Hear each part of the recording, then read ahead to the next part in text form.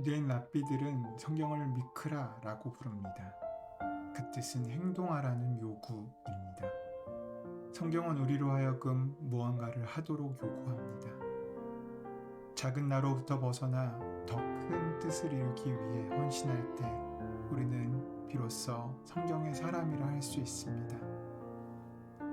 하나님께서는 더 따뜻한 세상, 더 정의로운 세상, 더 친절한 세상, 더 깊은 공감의 세상을 이루자며 우리를 초대하고 계십니다.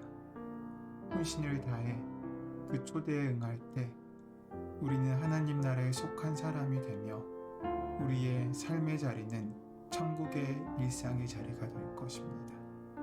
그렇게 오늘 맡겨진 하루를 천국으로 바꾸는 귀한 은혜가 함께 하시기를 소원하고 축원합니다.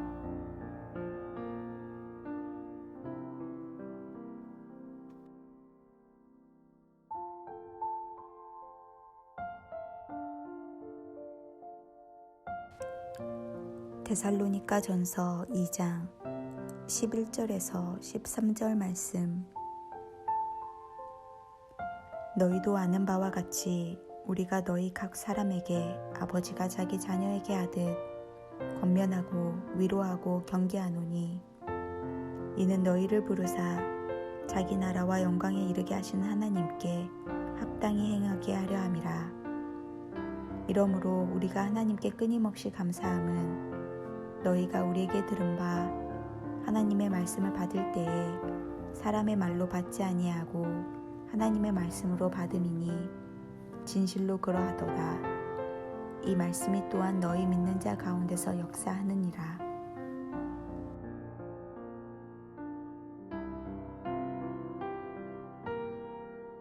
사도 바울은 데살로니가 성도들을 인하여 쉬지 않고 하나님께 감사하였는데 이는 그들이 바울이 전한 말씀을 사람의 말로 받지 아니하고 하나님의 말씀으로 받았기 때문입니다. 그들이 하나님의 말씀으로 받은 그 말씀을 그들의 삶 속에서 역사하여 풍성하신 믿음의 열매가 되게 하였기 때문인 것이지요. 바울은 그러한 모습을 보며 기뻐하였던 것입니다. 그들은 또한 유대에 있는 성도들이 또 다른 유대인들에게 심한 박해를 받는 것처럼 동일한 박해를 받았지만 믿음을 끝까지 지켰습니다. 성도들의 이러한 신실한 신앙은 바울로 하여금 큰 기쁨을 갖게 하였습니다. 그들의 삶이 그들의 믿음을 증거하고 있었습니다. 성도의 삶은 그 믿음으로 보는 것이고 살아가는 것이었습니다. 우리는 세상을 특정한 관점으로 바라보고 있습니다. 우리의 눈도 일정한 제약 아래 망막에 맺히는 모양들만 바라봅니다. 허락하신 빛에 따라 볼 수 있는 것이 있고 볼 수 없는 것이 있습니다. 우리의 귀 역시 일정한 한도 이상의 데시벨의 소리만 들을 수 있습니다. 하지만 삶은 그보다 더 복잡하며 세계는 우리 눈에 맺힌 상보다 훨씬 더 다양합니다. 하나님 역시 마찬가지입니다. 우리 안에 계신 하나님, 우리 삶 속에 함께 하신 하나님께서는 우리의 관점과 생각을 넘어서십니다. 자신의 관점을 내려놓고 이를 믿음으로 받아들여야 우리 안과 밖에서 활동하시는 하나님을 더욱 온전히 바라볼 수 있게 됩니다. 모든 것을 받고자 하는 자는 먼저 자기의 것을 내주어야 합니다. 경청은 우리의 특정한 생각을 말하기 위해 듣는 것이 아닙니다. 내 생각을 정리하기 위해 듣는 것도 아닙니다. 변화무쌍한 삶에서 삶의 흐름을 멈추고 그 삶 안에서 사이로 너머로 들려오는 소리를 듣는 것입니다. 지금 여기에 일정한 여백을 남길 때에만 우리는 경청할 수 있습니다. 성경은 여백의 책입니다. 그 안에 많은 여백을 두고 있으면서 읽는 사람에게도 삶의 여백을 둘 것을 요구합니다. 우리는 삶의 여백을 두고 성경을 읽으며 성경의 여백에 있는 세계, 그 너머에 있는 세계와 만납니다. 그리고 그 만남을 바탕으로 우리의 삶을 새로운 기쁨과 희망으로 살아갑니다.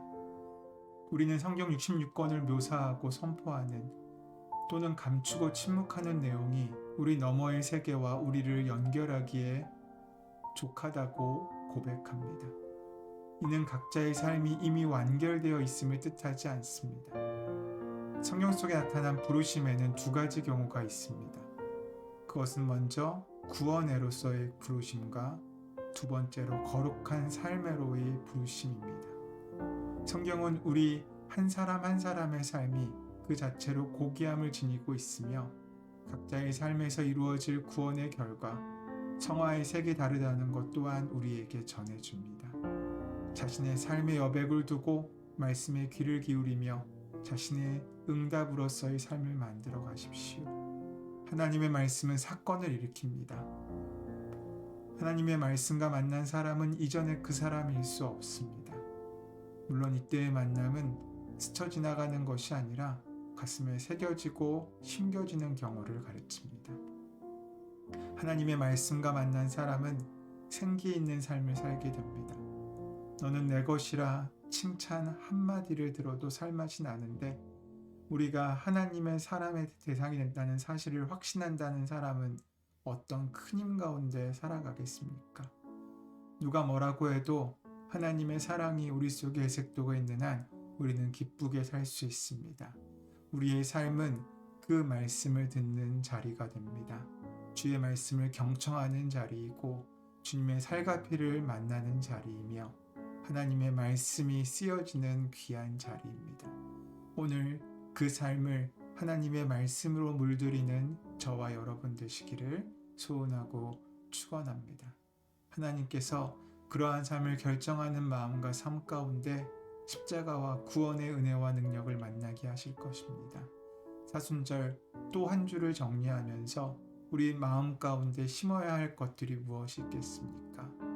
의미 없는 경청, 그저 형식뿐인 성찬, 글로만 남아있는 성경이 아니라 우리 삶 가운데서 주의 음성을 듣고 우리 삶 가운데 주의 말씀을 쓰고 우리 삶 가운데 하나님의 귀한 은혜를 감격을 누리는 귀한 삶을 살아가게 될 때 우리의 한 주는 하나님께서 기뻐하시는 귀하게 준비되는 하루가 될 줄로 믿습니다. 그 마음으로 오늘 하루를 시작하시고 우리에게 허락하신 한 주를 정리하는 은혜가 함께하게 되시기를 소원하고 축원합니다. 오늘 하루 그 마음으로 주님께 나아가는 사람의 마음을 주님께서는 결코 빈손으로 돌려보내지 않으실 것입니다. 그 은혜를 함께 만나고 누리는 귀한 은혜가 오늘 하루 함께 하시기를 소원하고 축원합니다. 사랑의 주님, 제 마음에 주님의 말씀이 들어올 수 있는 공간을 허락하여 주시옵소서. 경청을 통해 당신의 말씀이 제 삶에 쓰여지게 하여 주시옵소서. 그래서 그저 성경이 종이 위에 쓰여진 글씨가 아니라 우리 삶 가운데 새겨진 하나님의 역사로 만나질 수 있도록 채우시고 인도하여 주시옵소서. 주께서 은혜로 날마다 더하시고 함께 하실 줄 믿사오며 감사하며 예수님의 이름으로 기도드립니다. 아멘.